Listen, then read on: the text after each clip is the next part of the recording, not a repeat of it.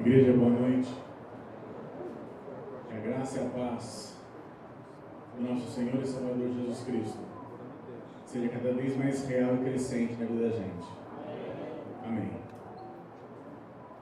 A Bíblia nos mostra no versículo 36 de Romanos 11 que dele, por ele e para ele são todas as coisas.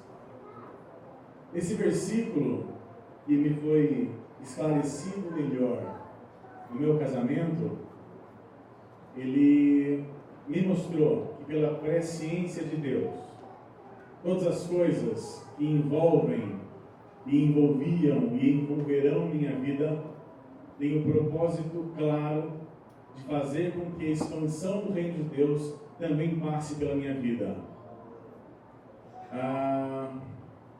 Cada um daqueles que entenderam o propósito de Deus para a sua vida, entendem que passa diretamente pela sua função também profissional, esse ministério que Deus tem para você. Me foi dado há alguns anos o ministério de trabalhar com pessoas com câncer, trabalhar com a parte de oncologia. Isso daí, na verdade, traz, como todas as profissões, muitos ônus, assim como muitos bônus também. Então, eu entendi que essa minha função, ela deveria ser usada como Deus tem me dado o presente de usá-la para a expansão também do reino de Deus. Então, muitas vezes, como tratamos com pessoas que normalmente estão muito fragilizadas, com pessoas que normalmente entendem que um diagnóstico de câncer já é um atestado de óbito, entendimento errado, mas infelizmente comum, as pessoas elas nos veem muito fragilizadas, muito frágeis, e elas começam a colocar em cima de um monte de coisa a confiança delas, e existe um desespero da pessoa em querer achar uma causa mágica ou uma coisa mágica para confiar. E a gente tem que entender isso, porque muitas vezes a pessoa que a gente quer, o alvo da nossa função, ela confronta uma verdade que você coloca para ela, uma verdade médica. Ela confronta com algum comentário que uma vizinha fez, algum comentário que o balconista da farmácia fez, e a pessoa quer buscar ouvir aquilo que vai lhe agradar. E você tem que tratar não só da doença, mas também do emocional da pessoa. E normalmente o conforto dela aparece quando você fala para ela a seguinte frase: ô fulana, confia em mim, que eu vou resolver o seu problema. Vem na minha que eu vou resolver o seu problema. E isso, quando ela entende que o problema dela está na mão de outra pessoa, e o problema dela vai ser resolvido por alguém gabaritado e capaz daquilo, o fardo dela fica um pouco mais suave, fica um pouco mais leve. Quando o Lucas me convidou para uma reflexão rápida a respeito de algum assunto que iria edificar a igreja, eu entendi que nós deveríamos buscar conhecer um pouco mais, ou identificar com mais clareza o convite que Deus nos faz em algum momento da nossa vida, em algum momento da nossa existência, que escuta, confia em mim, eu vou resolver o seu problema. E em cima disso, eu queria trazer um pouco sobre o que é crer em Deus, o que é confiar nele, para que ele resolva o meu problema. Se entregar ao Senhor Jesus, é muito mais do que colocá-lo numa posição de destaque na sua vida. Se a sua vida, ela fosse uma casa, se entregar a Jesus, confiar nele, é muito mais do que colocá-lo em destaque na sala. Usando o exemplo da casa, se por um acaso eu fosse uma casa e eu me entrego a Jesus, não devo destacá-lo na minha casa, e sim colocar minha casa num condomínio que chama-se Deus. Eu devo me enfiar em Deus. Crer em Deus é me misturar com Ele, é me entregar de verdade, é saber que Ele vai cuidar do meu problema. É como fala em Provérbios 3, identificá-lo em todos os caminhos, em todos os detalhes, que Ele vai endireitar minhas veredas, Ele vai arrumar todos os meus probleminhas, por menores que sejam, quando eu entrego de verdade minha vida para Ele. Acredita em Deus, aquele que sabe qual caminho vai levar para o céu.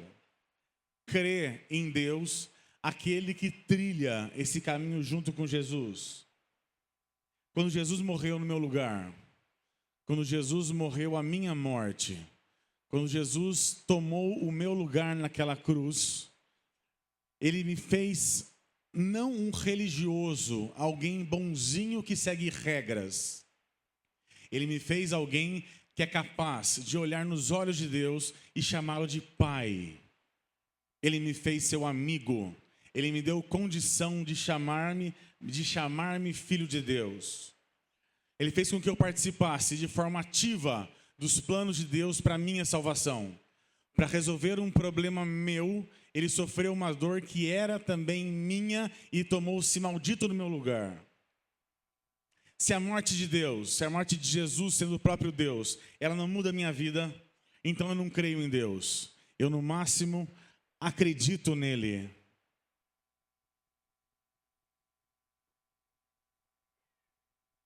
Acreditar em Deus, acreditar somente em Deus, é colocá-lo, é adequá-lo às minhas verdades. Todas as ditas religiões que pregam de alguma forma Deus, elas pregam um acreditar, elas pregam um colocar, um adequar, um moldar Deus à minha vida. Acreditar em Deus é adequá-lo às minhas verdades. Crer em Deus é fazer com que a verdade dele seja a minha verdade. Todos nós temos experiência na nossa vida. Nossas vidas, quanto mais idade, quanto mais dificuldades, mais experiências. Todos nós temos experiências que nos trazem uma estrutura emocional muito variável. Se eu sou uma pessoa bem criada, bem educada, bem sucedida, eu posso ter uma estrutura tão forte emocional que me permita viver muito mais sem Deus do que alguém que é mais fragilizado, por exemplo. Por mais douto que eu seja, por mais orientado que eu seja, por mais estável emocionalmente que eu seja, vai chegar um momento que eu vou precisar de respostas que eu não tenho. Eu queria convidá-los a abrir um texto de 2 Reis.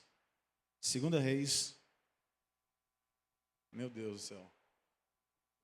Corta.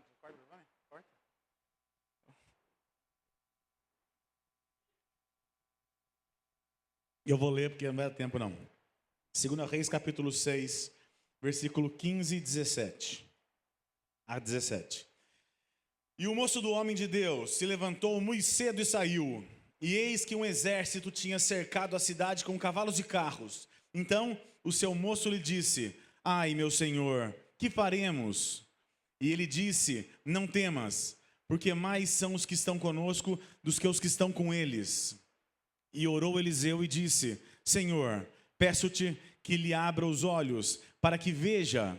E o Senhor abriu os olhos do moço e viu, e eis que o monte estava cheio de cavalos e carros de fogo em redor de Eliseu. É que não vai ter muito explicar isso, mas estava Eliseu com o moço dele, e o moço dele não enxergava a solução, e sim só um problema. E Eliseu orou para que Deus mostrasse para ele que existia muito mais além do que ele estava vendo. E ele orou e Deus mostrou para Eliseu, para o moço de Eliseu, que existiam carros de fogo e cavalos em torno deles. E o problema invisível, a solução invisível, estava muito maior do que o problema visível. Nós estarmos aqui hoje, queridos, é porque alguém algum dia orou por nós. Podemos não saber disso. Podemos não saber quem orou por nós. Podemos não saber qual foi a pessoa que se interessou pela nossa causa espiritual. Mas alguém orou pela gente. E um dia no céu saberemos disso. E essa oração, ela se baseou simplesmente em nos fazer amigos de Deus. Em andarmos pela fé, como fala Paulo em Coríntios, e não por vista. Hoje nós, se cremos de verdade, nós podemos enxergar o problema invisível, a solução invisível acima do problema visível. É como o salmista coloca no Salmo 119, Senhor, desvenda os meus olhos, para que eu veja as maravilhas da tua lei. Normalmente, quando nós andamos como moço de Eliseu, perto de Eliseu, que é um homem de Deus, e nós não enxergamos o invisível, nós não cremos, simplesmente acreditamos em Deus, nós ficamos frustrados por não estarmos enxergando aquilo que quem anda perto de mim enxerga.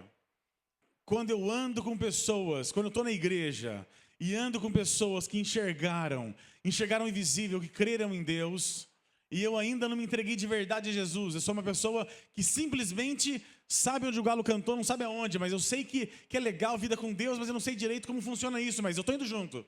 Isso me causa, se eu não enxergo o invisível, frustração. Isso me causa dores, isso me causa ficar frustrado por promessas que Deus não me fez. A minha conversão, eu vou dar uma abreviada, a minha conversão, ela se deu porque pessoas que me cercavam, elas estavam enxergando o que eu não enxergava. Elas tinham convicções que eu não tinha. Isso me trazia desespero, porque eu sabia que se o momento que fosse tocada a trombeta ou eu morresse, eu estaria fora dessa festa perfeita que todos falavam que me cercavam. Eu ficava desesperado porque eu queria fazer parte dessa festa. Então teve um dia que Deus fez esse convite para mim. André, confia em mim, que eu vou resolver o seu problema. E eu ousei crer em Deus. E eu falo para vocês hoje, já abreviando super o que eu ia falar, que eu ia dar um testemunho gigantesco, mas que eu achava que daria em 10 minutos, mas vou dar uma abreviadinha rápida nisso. Conheço a Deus faz 8 anos. E foram 8 anos de vida maravilhosa. Foram 8 anos de superar problemas visíveis com soluções que eu não saberiam de onde viria. Cada um aqui tem problemas que acham que são os maiores. Cada um aqui tem problemas que acham que os seus são intransponíveis. E para todos nós, cada um sabe onde o calo realmente, a pedra realmente machuca. E em alguns pontos, pode ser que não um problema financeiro, mas em alguns pontos emocionais, por exemplo, eu precisei, de forma desesperada, ver o invisível. E eu vi, pela intimidade que Deus permitiu que eu tivesse com Ele, que realmente o choro podia ser doído e durar uma noite inteira, mas de manhã a coisa está suave. E Deus me fez novo nesses últimos 8 anos. Deus tem andado de forma suave e íntima comigo. Eu tenho colhido hoje frutos doces do meu contato fiel com Deus. Deus tem se feito meu amigo, Deus tem se feito próximo. Eu sei de verdade quem eu creio, eu sei de verdade o que é a prosperidade da vida com Deus, muito mais do que uma prosperidade financeira, uma prosperidade conjugal, uma prosperidade profissional. Eu tenho hoje pessoas que eu amo e que me amam, pessoas que eu posso contar de verdade, pessoas que habitarão comigo o céu para sempre. É isso, é um convite que eu faço a todos vocês que ainda não creram de verdade em Jesus, simplesmente ouviram um galo cantar não sabem aonde, que acreditam que existe isso de verdade, mas ainda não fizeram parte dessa grande família. Esse presente que Deus me deu e franquia a todos aqueles que o amam de verdade, são franqueados para você, que tem problemas de verdade como eu também tenho, que passam por dores absurdas como eu também passo, mas que pode prosperar em vida com uma resposta invisível, muito maior do que o problema visível. Me perdoe estourar 2 minutos do meu tempo. Deus abençoe a todos. Amém.